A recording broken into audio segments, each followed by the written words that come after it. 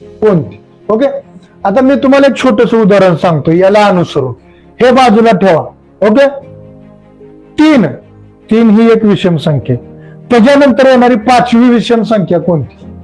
3 ही विषम संख्या, त्याच्यानंतर येणारी 5वी, म्हणजे 5 गुणिले 2 करावं लागेल ना.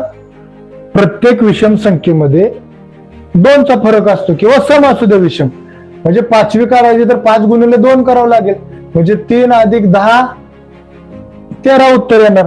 3 नंतर येणारी 5वी विषम संख्या 13. बघा, 3 5 7 9 11 13.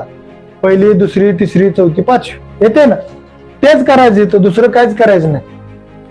ही दिलेली आहे ती विषम संख्या आहे असं समजायचं. पूर्णांकाचा भाग बेरीज आली पाहिजे तुम्हाला.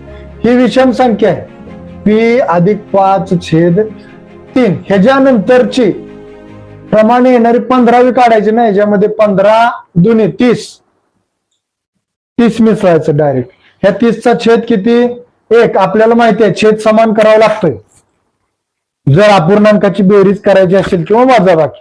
छेद समान करावा लागतो. इकडे 1 आहे, इकडे 3 आहे. पण इकडे जर 3 न गुणलं अंशाला आणि छेदाला तर इकडे एवढा छेद होतोय. कसं होणार मग? p अधिक 5/3 अधिक 30 90/3. आता छेद समान झाला. p अधिक 5 अधिक 90 छेद एकदा छेद घ्या कारण छेद समान झाला. p अधिक 95 छेद 3. हे आपलं उत्तर. समजतंय? समजत असेल तर एक लाईक करा विद्यार्थी मित्र.